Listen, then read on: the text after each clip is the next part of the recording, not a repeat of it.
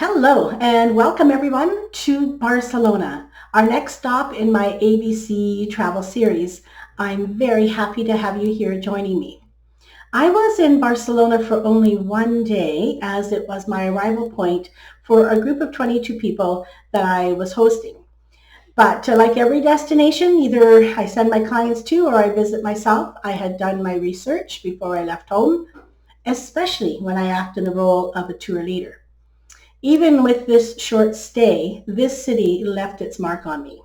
From the modern to the eclectic to the old, it's truly magical. I think a minimum of 3 days would allow you to experience this city, but don't be surprised if you want to come back again. I know I do.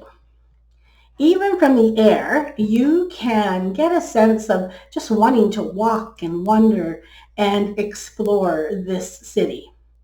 But let's land the plane and get our feet on the ground. First, I'm going to take you out of the city and bring you to Montserrat. I believe a must-see when you go here. Even the drive here is beautiful, and the travels take you along windy, tree-lined streets up to the ruggedness of Montserrat, the serrated mountain. You can get a glimpse here of just how rugged it truly is. You can access Montserrat via a car, a bus, a rail, or a gondola. And I took a couple pictures of sort of the gondola line just to give you an idea of what the climb really is using the gondola. And you can see it dangling in the middle of the air right here. Once there, you will find the Benedictine monastery, and you'll also find the Basilica of Montserrat, which is home to the famous Black Madonna and is open to visitors. The monastery is closed to visitors. You'll also find other religious sites here that date back to as far as 880 AD. You'll be able to access the different levels of this site via funiculars. And here's a great shot of one of those funiculars going to the top. Remember that this is a holy site and you will encounter many pilgrims while you're visiting here. The views from the top are spectacular and really take some time to enjoy those views. This is the Paradise River from the top. Don't miss out visiting here.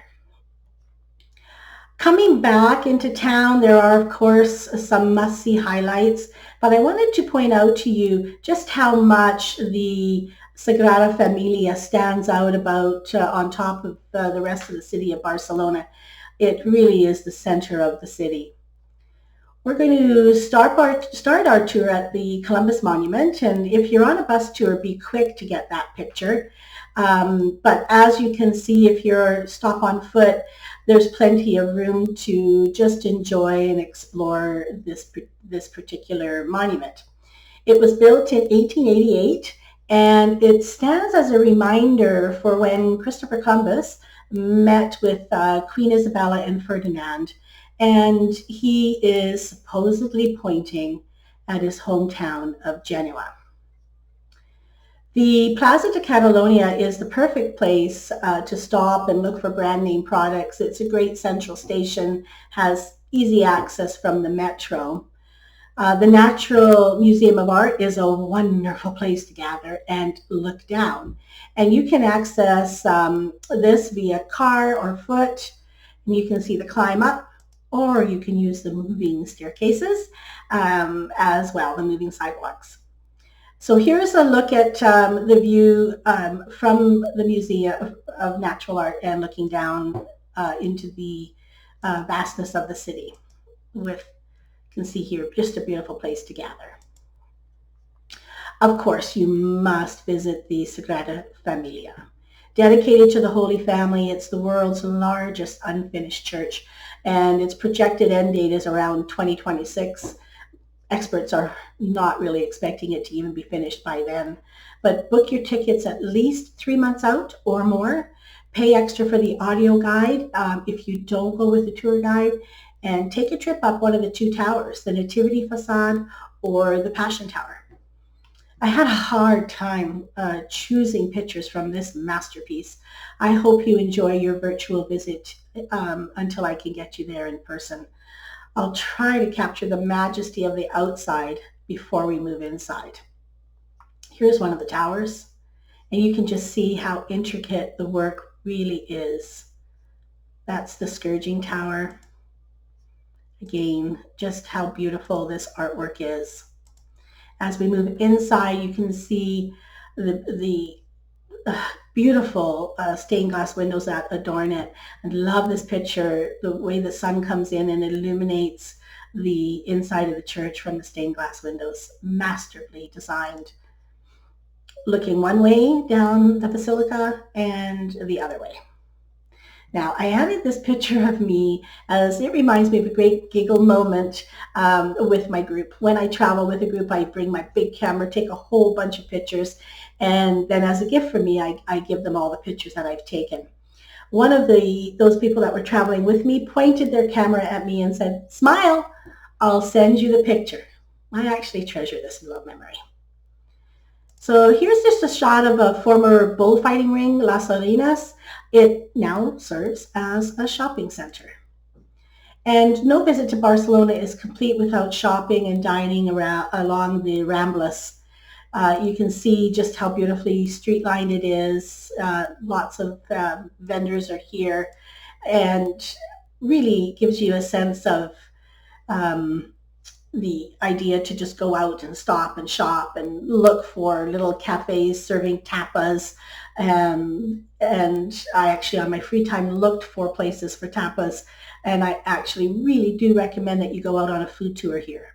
You'll run into some amazing tastes.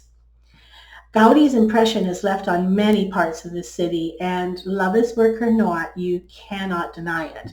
One can spend a full day just touring his work.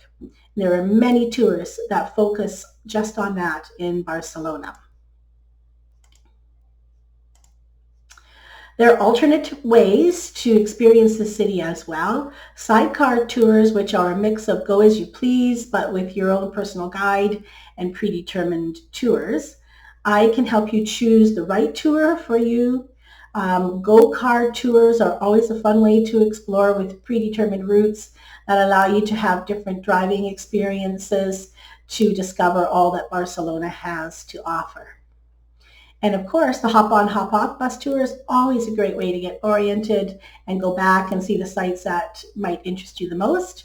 And do remember that most hop-on, hop-off buses do not include entry into the sites. They only allow for transportation there. You will find Barcelona is very bike-friendly, and cycle tours can easily be arranged. Most of the routes are already are predetermined. However, again, I can help you find that perfect tour should you want to look for something with a bit of a freer itinerary. You most certainly have to head down to the water and experience the Olympic port.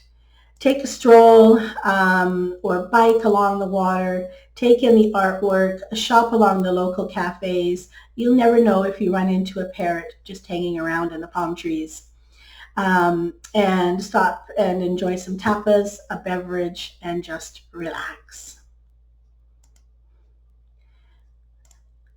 Thanks again for coming along with me to Barcelona. I enjoyed sharing my one-day experience with you, and am very much looking forward to helping you with your perfect Wishbook Vacations tour to Barcelona. There's so much more to visit and experience here, but I was just sharing with you what I had encountered. Get in touch with me, and I'll be happy to add wishes to create the perfect vacation for you. Don't forget to vote for cruising or Costa Rica for our C presentation. It's a beautiful world. Bye for now, everyone.